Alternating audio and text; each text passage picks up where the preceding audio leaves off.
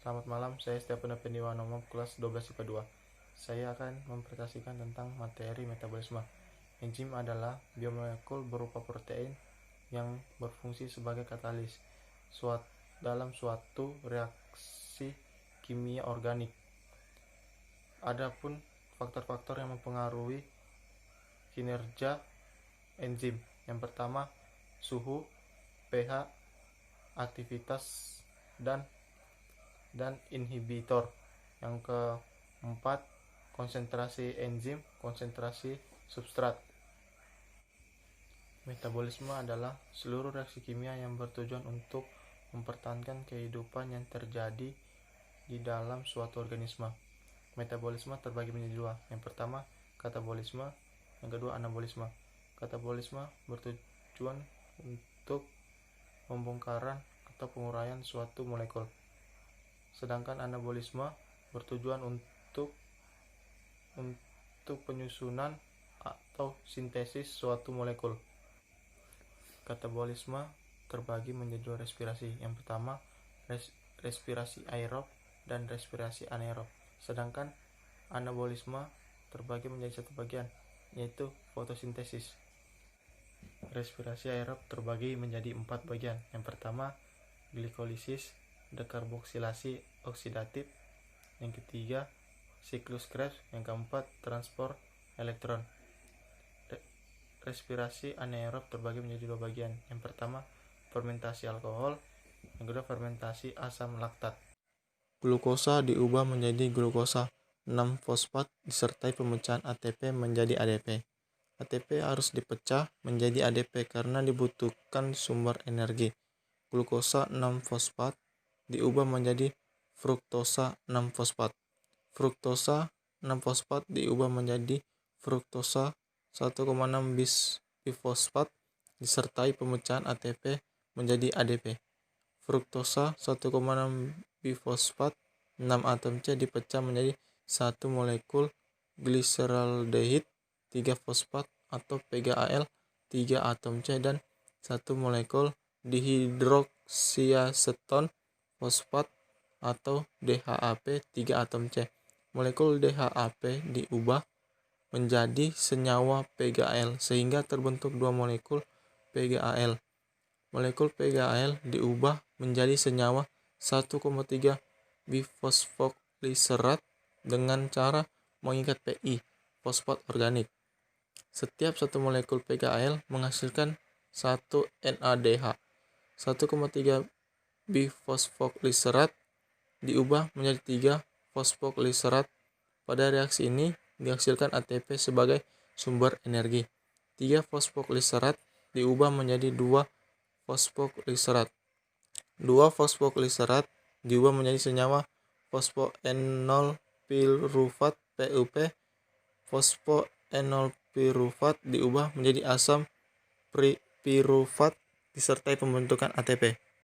Urutan prosesnya dekarboksilasi oksidatif sebagai berikut. Yang pertama, asam pirufat yang terbentuk pada tahap glikolisis akan melepaskan gugus karboksilat COO-.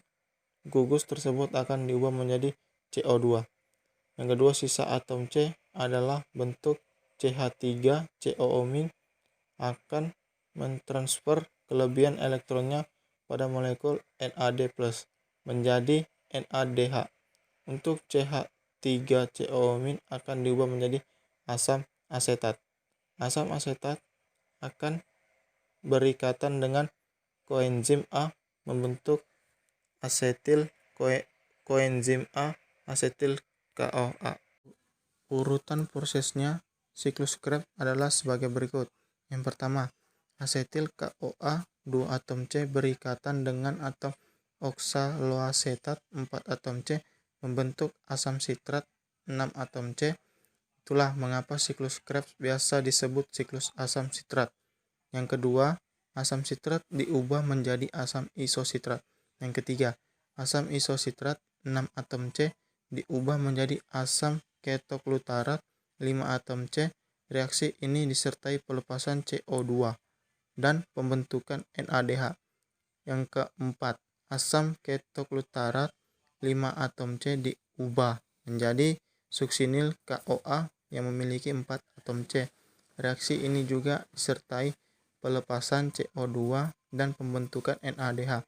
Yang kelima, suksinil KOA yang terbentuk diubah menjadi asam suksinat 4 atom C. Reaksi ini menghasilkan GTP. Selanjutnya GTP diubah menjadi ATP. Yang keenam, lalu asam suksinat diubah menjadi asam fumarat disertai pembentukan FADH2. Yang ketujuh, asam fumarat yang terbentuk diberi tambahan air agar berubah menjadi asam malat 4 atom C. Yang kedelapan, asam malat diubah menjadi asam oksaloasetat kembali disertai pembentukan NADH. Urutan prosesnya transfer elektron adalah sebagai berikut. Yang pertama, NADH mampu menghasilkan elektron berenergi tinggi melalui proses oksidasi. Lalu elektron tersebut ditransfer ke koenzim Q oleh karena tingginya energi elektron ADP dan fosfat anorganik bersatu membentuk ATP. Yang kedua, koenzim Q akan dioksidasi oleh sitokrom B. Akibatnya, koenzim Q akan melepaskan elektron dan 2 ion H+. Yang ketiga, sitokrom B akan dioksidasi oleh sitokrom C sehingga dihasilkan energi cukup tinggi. Akibatnya, ADP dan fosfat anorganik akan bersatu membentuk ATP. Yang keempat, selanjutnya sitokrom C akan mereduksi sitokrom A. Yang kelima, sitokrom A akan mengoksidasi sitokrom A3. Reaksi ini juga memicu bersatunya ADP dan fosfat anorganik membentuk ATP. Yang keenam, sitokrom A3 dioksidasi oleh sebuah atom oksigen. Hasil akhir dari reaksi ini adalah terbentuknya molekul H2O. Fermentasi alkohol diawali dengan proses glikolisis, yang pemecahan satu molekul glukosa menjadi 2 molekul asam pirufat. Pada proses glikolisis ini dihasilkan 2 ATP dan 2 NADH. Selanjutnya, asam pirufat diubah menjadi etanol atau etil alkohol melalui 2 langkah reaksi. Langkah pertama adalah pembebasan CO2 dari asam pirufat 3 karbon yang kemudian diubah menjadi asetaldehida 2 karbon. Langkah kedua adalah elektron dan ion hidrogen ditransfer dari NADH ke asetaldehid membentuk NAD+ dan alkohol etanol. NAD+ yang terbentuk akan digunakan kembali untuk glikolisis berikutnya. Dengan terbentuknya NAD+, glikolisis dapat terjadi kembali, sehingga asam pirufat selalu tersedia yang kemudian diubah menjadi energi lagi. Fermentasi asam laktat diawali proses glikolisis yang mengkonversi glukosa menjadi 2 molekul asam pirufat dengan menghasilkan 2 ATP dan 2 NADH. Kemudian NADH diubah kembali menjadi NAD+ saat pembentukan asam laktat dari asam pirufat.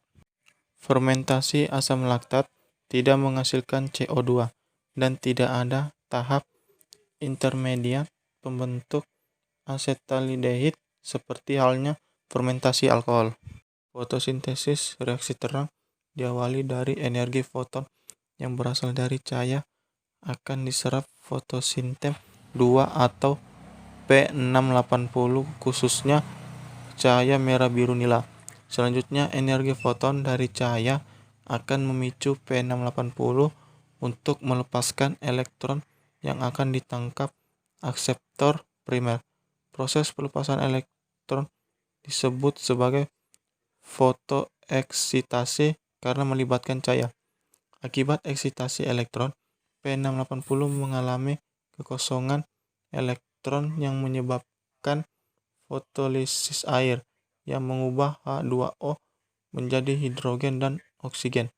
Oksigen akan dilepaskan ke udara untuk kebutuhan respirasi, sedangkan hidrogen akan bereaksi dengan NADP untuk membentuk NADPH. Kembali pada elektron yang ditangkap oleh akseptor primer. Elektron pada akseptor primer akan dialirkan ke fotosintem 1 atau P700 melalui rantai transport elektron. Akseptor akan terlibat plastoquinon atau Pg, kompleks sitokrom atau Ks, dan plastocyanin atau Pc. Pada saat melewati transport elektron, terjadi fotoforsilasi terhadap ADP, sehingga dihasilkan ATP. Selanjutnya, setelah P700 menerima foton, kemudian akan melepaskan elektron yang ditangkap akseptor primer. Berikutnya akan dipindahkan menuju ke ferredoksin atau FD dan diterima NADP dengan bantuan enzim NADP reduktase. Selanjutnya terjadi pembentukan NADPH yang berenergi tinggi karena terjadi penambahan hidrogen dari fotolisis air. Fotosintesis reaksi gelap diawali dari molekul CO2 dengan jumlah 6 molekul untuk membuat 1 molekul glukosa dari udara masuk yang akan berikatan ribulosa 1,5 bifosfat RUBP dengan bantuan Rubisco akan membentuk 6 senyawa C6 yang labil, yang kemudian pecah menjadi 12 molekul senyawa 3 asam fosfogliserat PGA. Kemudian PGA dengan bantuan ATP mereduksi 1P menjadi 1,3 Bi fosfogliserat sebanyak 12 molekul. Berikutnya ion NADPH lepaskan ion H+ menjadi NADP+ untuk mereduksi 1,3 bifosfogliserat mengalami proses reduksi menjadi senyawa fosfogliseraldehid PGAL sebanyak 12 molekul. Sebanyak 10 molekul fosfogliseraldehid akan diubah menjadi RUBP yang digunakan pada proses selanjutnya. Sementara 2 molekul yang tersisa akan disintesis menjadi glukosa.